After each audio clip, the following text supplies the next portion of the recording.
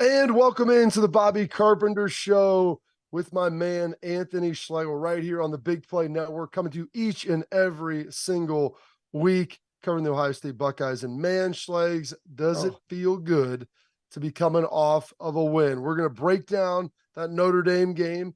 We've got fan reactions. We've got bye week protocols. We'll take a look around the NCAA as well. But man, we win. Ohio State wins that game 17-14 in South Bend. I'll tell you what, that thing was worth the price of admission, and that was an expensive ticket. Yep. Let me tell you guys, that was a game. Bob, you and I have played in games like that where these guys were emotionally, physically spent. I guarantee you they go into the locker room after, they're juiced up, they're dancing around, coach is going to talk, they're going to take a seat, and they're just going to honestly, if that was me back in college, I'd thrown a big dip in and I'm just going to sit there for 45 minutes. Don't even want to move because of the physicality of that game. But that was fun to watch, man. That was everything that we wanted in that game, man. Yeah. It was all there. And you look at this, both sides. So Ohio State finds a way to get it done. You feel pretty good when you're up 10-0. It's like, you're about to pull away. And I'll say this, before we start breaking down individual points, I believe that game, it very easily could have been a 10 to 17 point victory if there was a couple things that went another way. And so you look at Ohio State, there's the elation, there's the jubilation. Yes. Ryan Day, Lou Holtz, we'll get into that. I love Chesty Ryan, and he loves his guys. And everybody wanted to, you want to see more emotion, you want to see more passion. Well, you know what? You got it. They brought it to you in a big way. Ryan, after the game, he was coaching to win. Yes. And I thought they played well. I thought they played tough with all of that. But then you look at the other side, and I'm sitting there watching, Schlegs, it's the last play of the game, last play of the world. And my dad would always say this. Lancaster ran the wing tee with my dad for so long. They ran the football. It's a program of toughness, effort, all those things. And he loved going for it on fourth down, and especially on 4th and 1. And my dad, coaches would look at him sometimes. He goes, if we can't get a yard, we don't deserve to win. Yep. He goes, that's the reality. Because this is what we were built to do. This is what we do. We run the football. We were a tough program. And so we're going to call the game as such. And so I don't care if it's 4th and 1 and we're on our own 35-yard line. If I feel like this is this point in the game that we need to keep the ball and keep moving, we're going for it because we should be able to get it. And so I love that Ryan was aggressive. Believe me, 2 of them went wrong. 1 went right. Maybe Notre Dame had a little bit of assistance on that with having 10 guys on the field. But I love it because you're on that side of it now, Schleich, the jubilation, the excitement. Yes. The other side of that, we've been in that locker room before, losing to Texas our senior year. Losing Penn State, same type of game, physical. Oh, physical, close. And it comes down to the last play, last couple minutes of the game. Physical, tough, emotional swings back and forth. And I remember someone asking me after the game, and I think this quote, it's still hanging on my parents' fridge, if I'm not mistaken. I see it every once in a while. So someone I know has it pinned up. My dad laminates everything. So it's, laminated. I remember saying after the game, and they ask about it, it's like, well, someone took your dog right from you, went outside and shot it, and then you had to go pick him up and go bury him. And I'm like, that's the feeling of pouring so much into that. And it's right there, and you want the win. You've worked so hard, and then you've got to find a way to bury all the pain, the despair, and find a way to go on with the season. And it's hard. And Notre Dame's sitting there today, probably trying to figure out how the heck we had 10 guys on the field at the end. How do we let them score? They drove down here, all this thing. There's a lot of plays that could have broke things different ways, but it's an emotional time. So I feel for Marcus as a friend in that regard, but so excited, Schleichs, for this win. Absolutely. And when you look at it, the team that ran the ball best would win the game. Notre Dame outrushed Ohio State. They had about, I think, $176 on the ground. Ohio State, Schleichs, had, I think, 125. But Ohio State 4.7 per carry, Notre Dame 4.5. And I was like, the metric, you're going to figure it out what it is. It's not always just total yards. It's not yards per carry, but the team that can run it when they needs to. And Ohio State, Schleichs, was able to run it when they needed to. Yep, absolutely. And if you go look at that, we talked about this, Bob, what Marcus was trying to do. And you go back to, going for it and not taking a field goal when they're on the 1 yard line. And he went for it. Remember, Notre Dame missed a field goal. So Yep. right there, now they're going to drive 99 yards. I'm going to go for it. I want to turn that 3 and flip it and make it a 10-point, because if they got it right, so now I go get 7. I like the call. All right. So I'm not going to really dissect all the different calls in there, right, that he did, but I definitely would have gone for it. But then to me, what this boiled down to, Bob, that time of possession dictated those things. We said that. Yeah. Notre Dame had it for 35 minutes. Ohio State had it for 25 minutes. That dictated the game. But I tell you what, though, man, hats off to Kyle McCord. If you'd have said he would have came in here and outperformed Hartman on this stage, who would have said that? A guy that's in 6 years, Just for Men commercials, the hair dye, the black, I love it. 50 starts. 50 starts, and he comes in there 4th, right? And he does that at the end of the game. Guys, listen, man, that's big-time ball. Also, Notre Dame, 4 games in a row this season, over 40 points. You can't escape that, right? Yeah. Like, think about our defense and what they've done and how they've grown from last year to this year. Don't let that escape you. Was it perfect all the time? No, but I tell you this, man, they were 0 for 2 on 4th down. Guys were flying around. That one where I think it was Hancock and Styles on the side, boom, 4th down. That was a huge play. JTT, we didn't affect the quarterback like some of us wanted to on the perimeter, but they got some penetration in the front. It wasn't there, but they got their hands up. They knocked 3 balls down. That's part of it, guys. So when you look at this full game, I walk away very satisfied. 1, because you got the win. 2, how you got the win, because that was a tough drive, Bob. That 65 yards, minute 25. Toughness. Kyle McCord, I mean, he stared into the eyes of defeat and did not blink. I mean, I'm not saying I was worried, but that was a big moment. And that was, I think, a defining moment for him on that drive, being able to go out there and have the success that he did, throwing the football, slinging it around. Gosh, and they had 8 drives, Schlegs. That's all they had. 4 in the first, 4 in the second. Wow. 8 football drives, and they were terrific on them. I didn't necessarily love the 2 4th down calls that Ryan had. The play action, I get it. I understand it. I probably would have called that on the 3rd and 1, maybe saved more of a run or a sneak for the 4th and 1. And then probably on the other one, I'm not a huge fan of the little motion. I know Andy Reid's done that, and there's some plays, and Emeka's a strong runner. Yeah. But when it came down to it, they lined up and they went and got it. And I know Notre Dame only had 10 guys on the field now that we found out, but listen, that's a coaching error as much as anything. That's a player error. How can you be a linebacker lined up there, Schlegs, and not know that there's not a guy in front of you? I don't understand that. Right. I don't either. But let's go back to that drive, though, Bob. Think about this, man. Julian Fleming, he only had 2 receptions, 8 yards. Guess what? 4th and 7 conversion. Yep. Huge play. Then he hit Marvin Harrison Jr., 19 yards. Then he hit a back shoulder to Emeka on a bust. And then he had a back shoulder to Emeka for 21 yards that got us all the way down there. Those are critical throws, right? In a huge moment in your 4th start, and they did it, and they got the win. Complete team effort. I was spent. I know how spent they were, and I'm truly proud of our Buckeyes. One other thing, I don't want to diminish this as well. Kyle McCord, he put together another drive, which I believe they ended up punting on in the second half. I mean, he throws a strike to Emeka that would have been a 1st down, and then it gets called back because of the penalty for Josh Fryer. Right. Jumping that was on huge. Dudes jumping on dudes, Javante Jean-Baptiste. And by the way, some people have asked me about that call, and they're like, I thought, like, what rule was that? I go, it's an unnecessary roughness call. I go, it's a very subjective call. You see that stuff happen a lot. I mean, he blocked the dude, he's to the ground. The play's still going on. He could have still done something and impacted the play. So he doesn't know Kyle, when he is throwing the ball, when it's left his hand. You're an offensive lineman. So right. I don't know. And that was another drive that Kyle, stepped up in a big moment, bang, went in. And let's not also forget the pass that he threw to Emeka that he dropped in the back of the end zone. And he zipped that. That was a laser shot into the back. They didn't score on that. So you start looking at some of these plays that Kyle made that were either negated or weren't completed by the receiver. Ooh, gosh, there was a lot of meat on that bone. And I'm excited for how well he played in that big moment. It was huge. We got some other takeaways. So after this, we're going to come back. We'll go around college football, and we're also going to talk about some of our biggest takeaways from this Buckeye game as well, because there's a couple little nuggets in there I think we can dive into.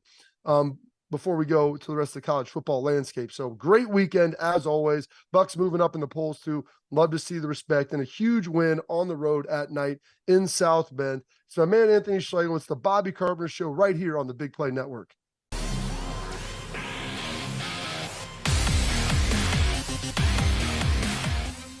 And we're back here, Bobby Carpenter Show, Anthony Schlegel right there, Big Play Network, going to provide you all the news you need around the college football landscape, but a couple big takeaways, Schlegel, that we want to talk about from the game as well. Two important points that I think need to be talked about from this Buckeyes 17-14 win over Notre Dame in South Bend. Talked about third downs. Ohio State has struggled, not I would say struggled, relative to how good they've been, which is about 50% since Ryan Day's been here. Last year, they were phenomenal.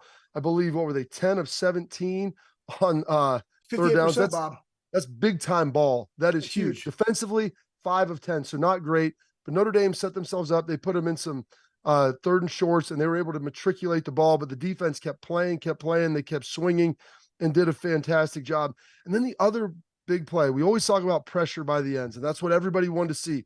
Could Jack Sawyer get there? Could JT Tuimoloau get there? Kenyatta Jackson, Caden Kerr, these guys going to provide some pressure. And they got there, and I think they forced some balls a little earlier, and they did some stuff late in the game, which was big, and they forced Sam Hartman to get it out of his hand. But the bat down on the screen by JTT, huge, because it stopped the clock. Like that was a play when I saw Marcus, I'm like, I get it. You're throwing it. It's a screen. Worst case, you don't get any yards. But I'm like, man, it stopped it. If not, there's another 30 or 40 seconds that go rolling off. And when you have to drive the length of the field, as we saw, like every second in that game was critical. Yeah, every rep matters, guys. That's the thing, man. I mean, though you might not be getting the pressure that you want, though you might not be having the type of historic game that you want in that, guess what? Every play matters. And he stepped up in that moment and made that play that allowed us to then get the ball back 65 yards in a minute 25. To your point, does that drive happen when you're under a minute? Probably not. It's going to have to be longer shots because you got to go 65 yards to score.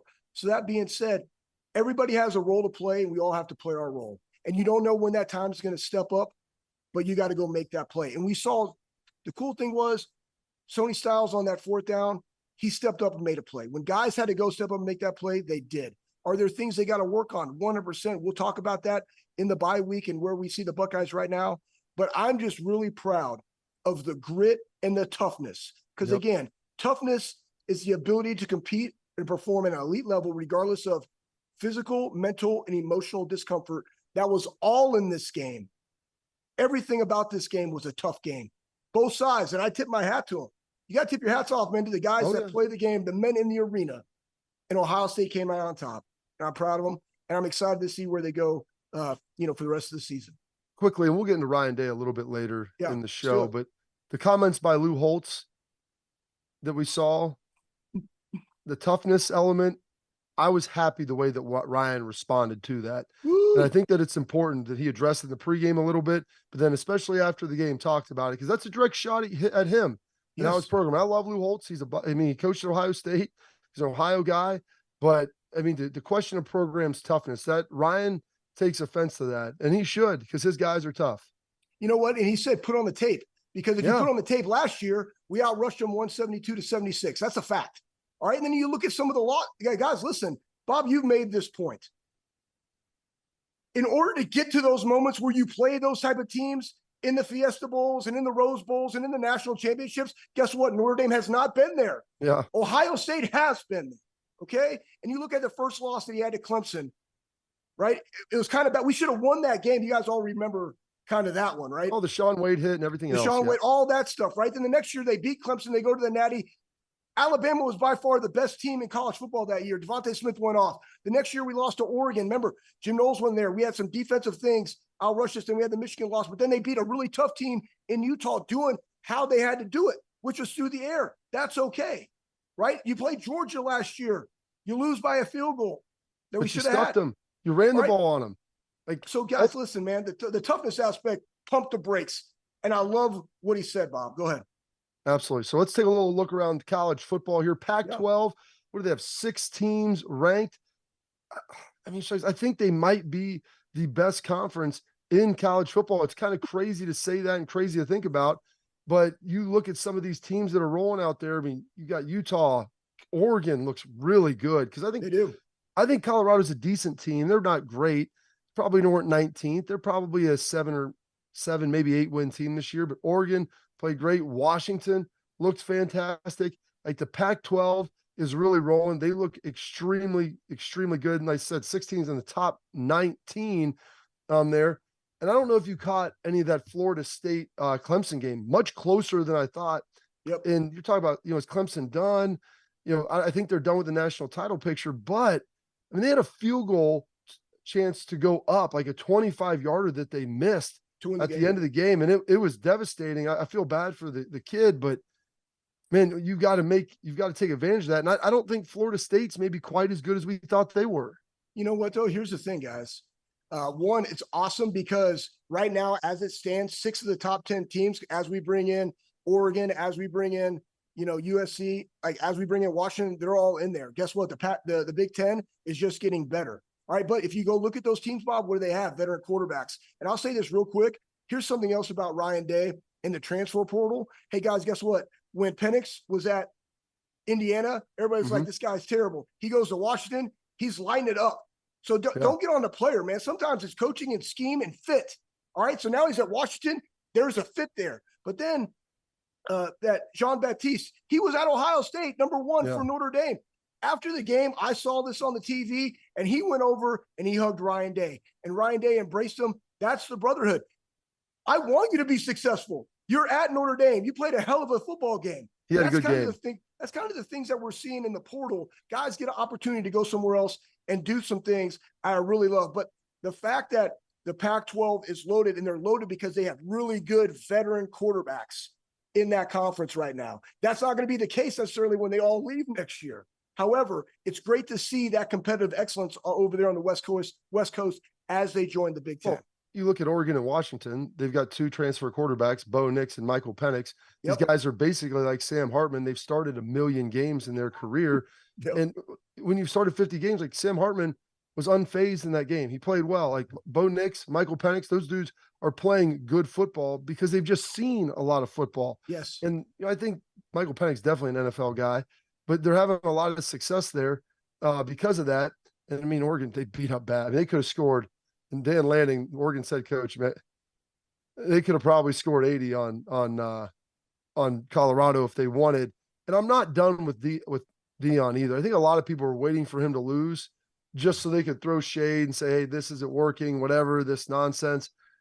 I mean, he's doing a good job developing players, and they're obviously not there. And he's told them that, like, hey, take advantage of it now, because when I get all my guys and they actually have a defense, Schlegel, that can stop somebody, they can't stop. I mean, they can't stop anything right now, so it's bad.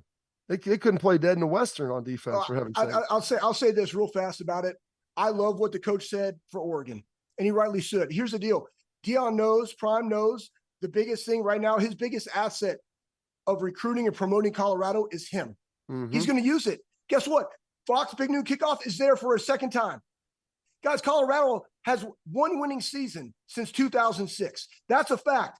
They won 10 games 1 year. Okay. The most they've ever won before that during that period was 6. Other than that, it's 4 or 5. They were 1-11 last year. He's going to promote it because his name is affiliated with Colorado. Don't lose sight of that. And we already talked about Colorado and our expectation of them early on in these shows, Bob. They don't have the O-line and D-line capable of being able to play against the Utahs and the Oregons and the USCs of the world right now. It's just the fact. They got some really good skill players, and they're going to get some guys that are going to commit there because of their head coach and what he's done to elevate the program of Colorado. Because nobody else, you hire anybody else, nobody's talking about Colorado. Exactly. All right. So coming up, Buckeyes have a bye week this week. No game. They're off. What's the protocol look like? What happens? What will they be doing? Would have been different with a loss versus a win. They got a big win, so they got some time to celebrate. Schlegel and I will break it all down for you. It's the Bobby Carpenter Show right here on the Big Play Network.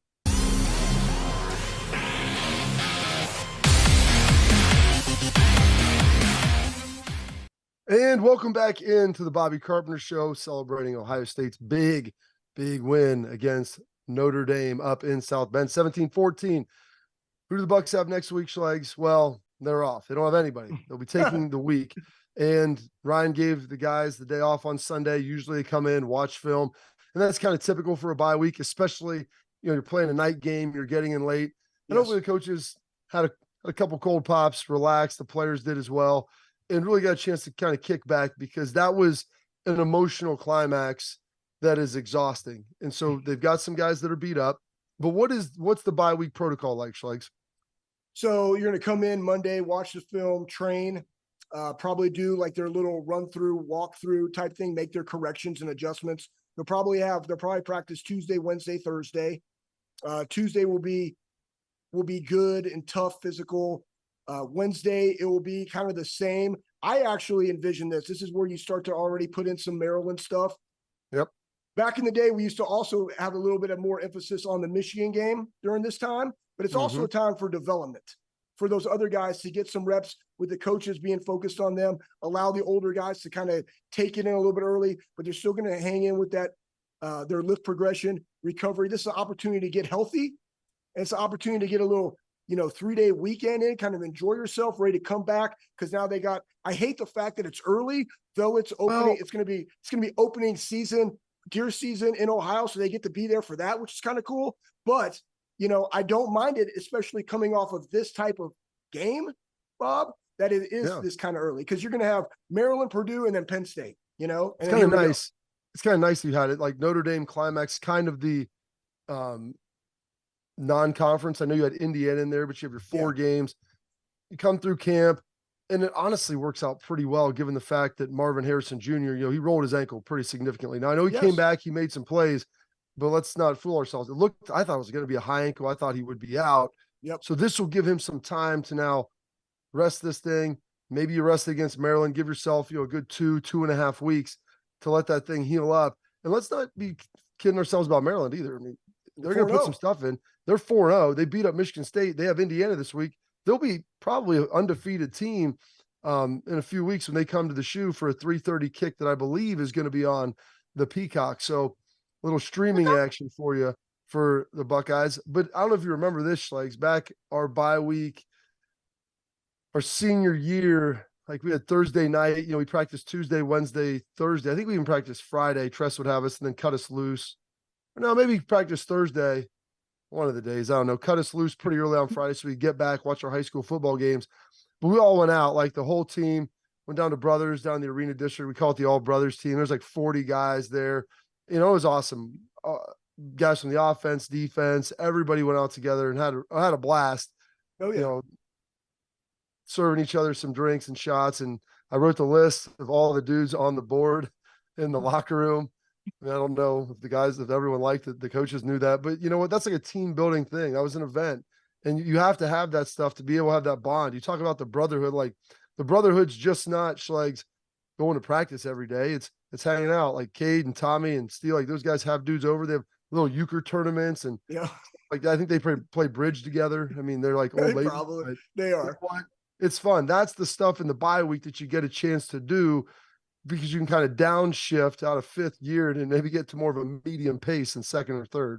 Yeah, it's critical that they have to take a little bit of time for themselves, because, I mean, you're playing 12, 13, 14, 15 games, right, to win the national championship now. That's a lot of games, man. That's a long year coming off of camp. Still, I mean, obviously go to school, whether it's online or in person, doesn't matter. There's a lot of extra things that are out there. So they're dealing with that. It's a time to reset, refocus, and get your mind ready to handle this Big Ten slate that they got coming up with, like you said, man, a hot Maryland coming in at 3:30. And Maryland's going to be good. I mentioned probably be 5-0. Get in there. Mike Loxley has turned them around. One of the other things I always like to do during the bye week is it's a good time, because during training camp, they only have 1 practice a day, so they still get to lift, but it's hard to keep your body in good physical shape during the season because you're beat up. You don't have as much time to lift. And you want to stay strong. That's the key. Like, as you see teams getting stronger throughout the season on the field, a lot of that is based upon the weight room. And so this week too, hey, get a couple good lifts in. You don't have a game, so you don't have to worry about, fatiguing yourself and going through all those things. So spend some extra time in the weight room, get your body right, get feeling good, and make sure that, when the next 8 games, the big push here, that you're going to be physically and mentally ready to go. Absolutely. And that's the thing, man. Right now, that this week in the weight room, they have opportunity to get some extra lifts. Bob, you and me and AJ, we trained 4 days a week, maybe even 5. I don't even remember. We trained a lot. But honestly, you want to continue to not just stay stagnant, right?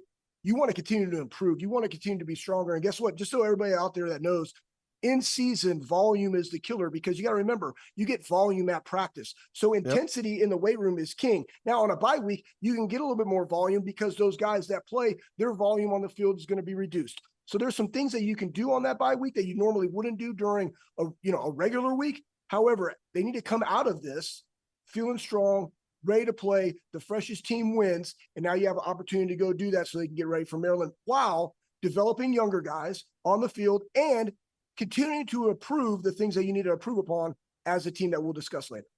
All right. Coming up, the state of the Buckeyes, 4 games in. What looks good? What looks bad? What do they need to improve on during this bye week? Are they what we thought they were? Or is there something missing? Got all that coming up for you. It's the Bobby Carpenter Show on the Big Play Network.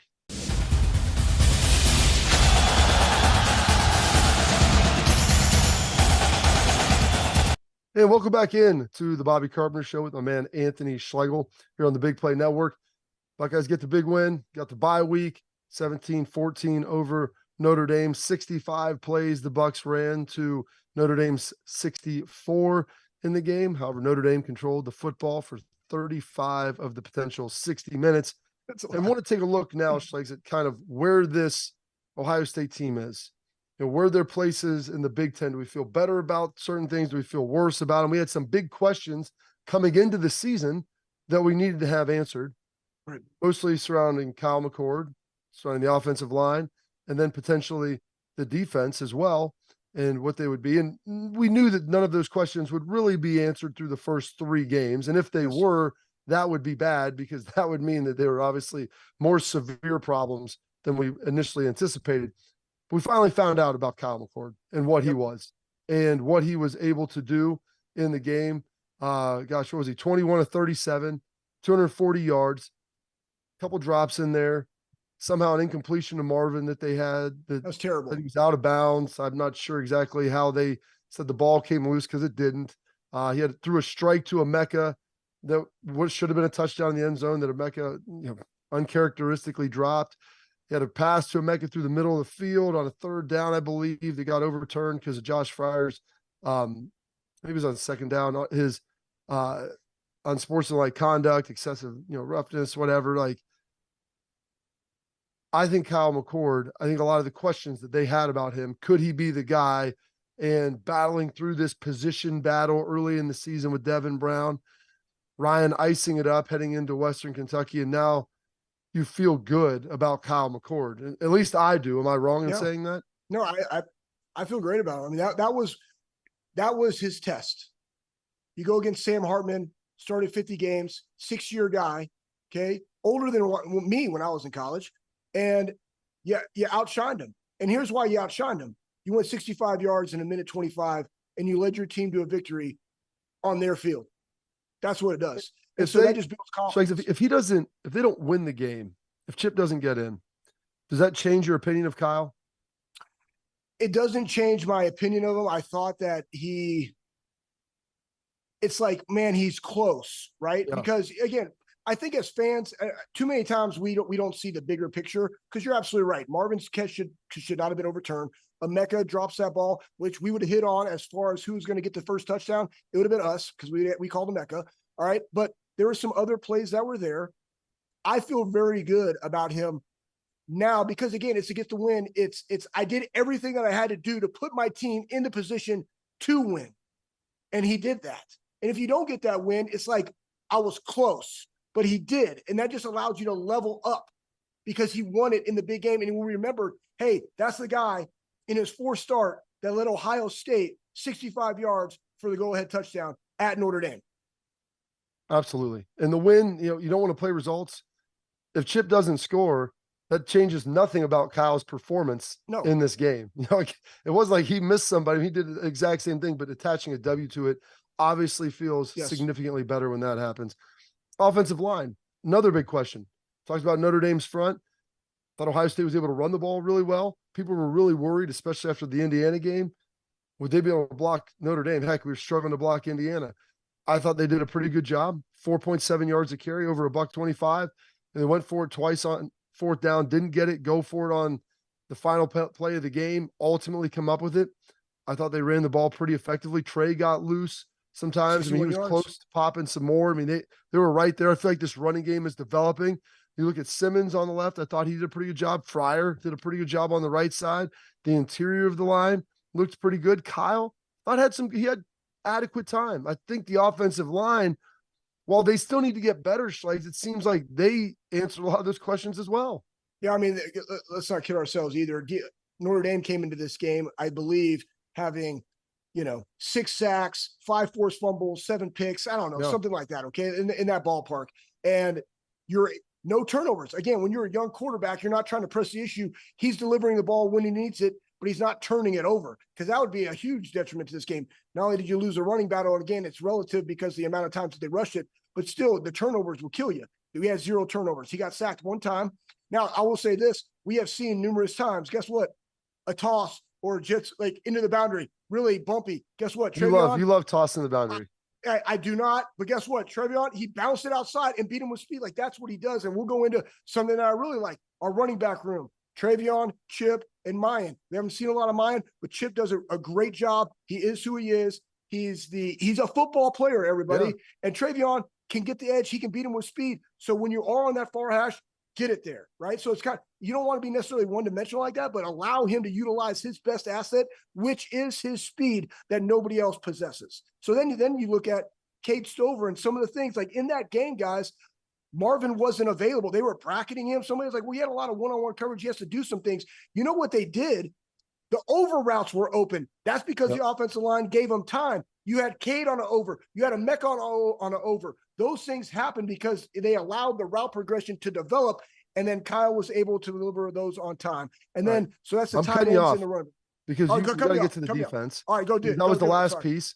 Up front, would they be able to handle Notre Dame's tackles, who were really good in the run game? And Notre Dame rushed it for $175, but I thought defensively, they didn't give up those explosive runs very often. Yes. They did a good job. For a team that came out and wanted to run the football, you held them to 14 points. And Notre Dame is a good football team. Like, this isn't a team that's going to fade away. They'll give USC all they can handle. They may win that. They'll beat Clemson. It wouldn't surprise me if they're 10-2, maybe even 11-1. And then the secondary. There was a lot of questions about those guys. I thought the secondary, Sam Hartman, he's great. They've got these big physical receivers. Can we take care of them? I thought those guys answered the bell. Yes. You mentioned, did Denzel Burke play? I'm like, I think so. And he's like, yeah. You didn't see him out there because you know why? He was locking dudes down. Lockdown. I mean, hey, Bob, you hit the nail on the head. Are there things, the inside run game between the tackles that they did, when you think about Penn State and Michigan coming up, like, we're going to work on that. I got it. But to your point, the secondary in our past habitually has not been up to the challenge. I literally was like, did Denzel Burke, he had 0 tackles. Why? They didn't throw to him. Guys, he's just locking people down. And you see Hancock and Igbenuson and Ransom and Styles and Proctor. Dude, guys are flying around and hitting people.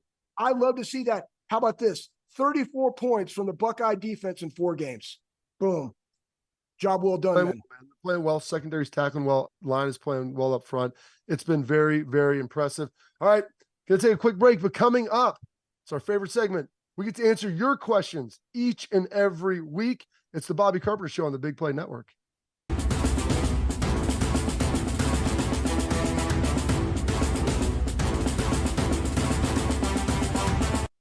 All right, and we're back in to the Bobby Carpenter Show with my man, Anthony Schlegel. Favorite part of the show, answering the listener tweets, the questions that you have right here coming at us, or the X's, or whatever we're calling it now.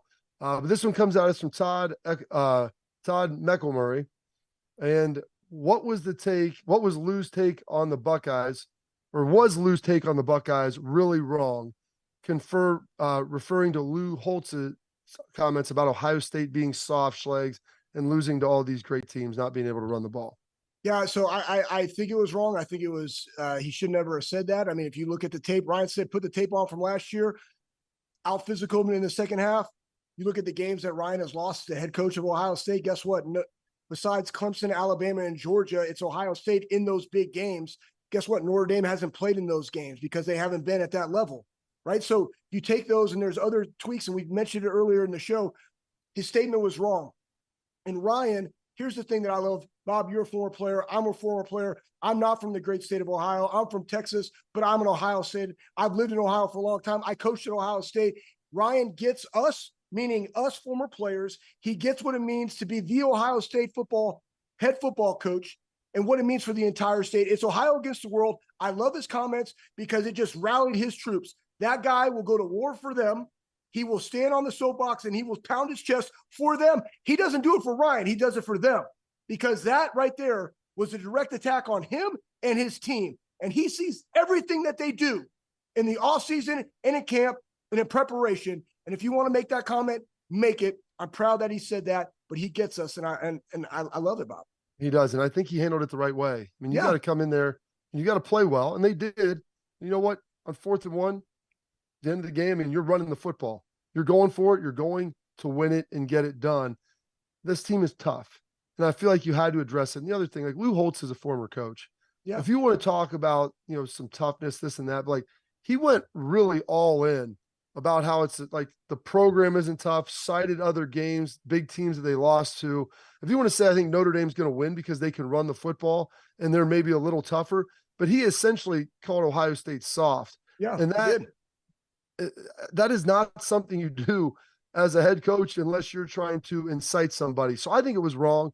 Ryan has great evidence of it. Ohio against the world. He got me fired up, and I'm happy he's the head football coach at Ohio State. All right, next question coming from Matthew Paydock. Will the offense open up a bit more now that Kyle McCord has showed poise in an extremely hostile environment? So I think it will. I think they opened it up that last drive because it's a 2-minute situation. Quarterbacks are judged on 3rd down, they're judged on 2-minute, and they're judged on red zone. Those are how you judge quarterbacks, because that's what's tough. Throwing play action pass on 1st and 10 against a single eye safety with great receivers isn't hard. I think they're going to continue to open it. Ryan likes to grow things, and his guys prove they can handle them, give them more.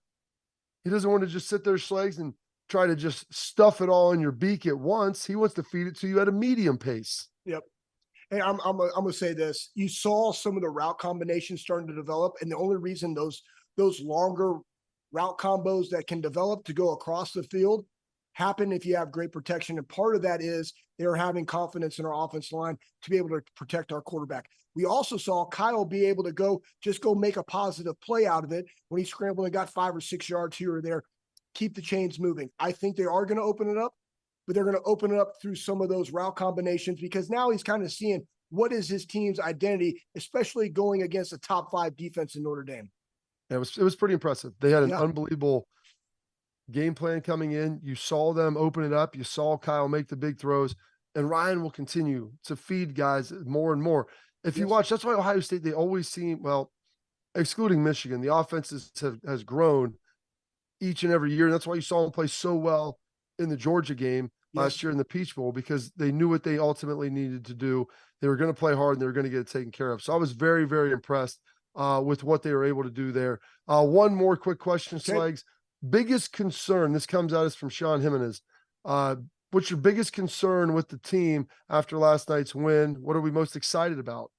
Well, hey, listen, biggest concern is this. The best teams you're going to play in the Big Ten, run the football. It's going to come down to that. That's Michigan and Penn State. So I like where we are. I think some of those things inside are gonna get fixed, and that's my only concern, because that's what they do, man. They do it at a high level. Both those teams' defenses are really good. I will say this though, I'm really excited for this defense this year, because they can win these types of games playing the defense that they played last night, and I'm excited to see that, because that's complementary football, guys. You're not going to go out versus, a top 5 defense in Michigan and Penn State and just throw up 42 points. It's not going to happen. You're going to have to grind some of these wins, and it's going to take everybody doing their part. Absolutely. And that's what was most impressive, Schlegs, with you. A little bit of concern, continue to get the offensive line figured out, continue to run the football. That's going to continue to grow as a season, because you need to be able to run it against teams, the Penn States, the Michigans, and you've got to be able to stop the run, and they'll continue to work on that. Man, really excited about this offense, what they can do. And then especially the defense. And Ryan has shown now we don't have to go score 49 every game. We'll lean into our defense. We'll play it. We'll get it done that way. And that's how we'll ultimately win. All right, coming up, final segment. We will wrap up the show. We'll give you our parting thoughts about the Buckeyes, what's going on, the bye week, maybe a little Penn State talk, Michigan, how they look this weekend as well. Anthony Schlegel, the Bobby Carpenter Show, right here on the Big Play Network.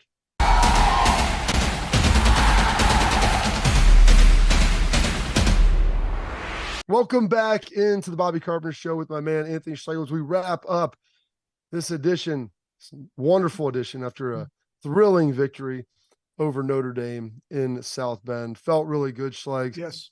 I don't know if my heart can take too many more of those games. At about 2:30, someone asked, hey, we're going to be flying up to the game. If you can be over here at 3, you can leave with us. We got an extra ticket.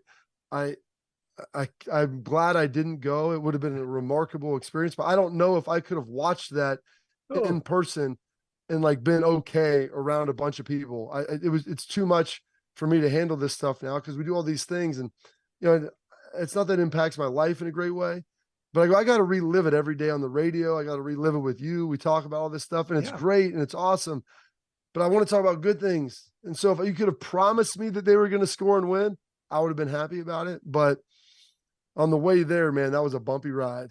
Yep.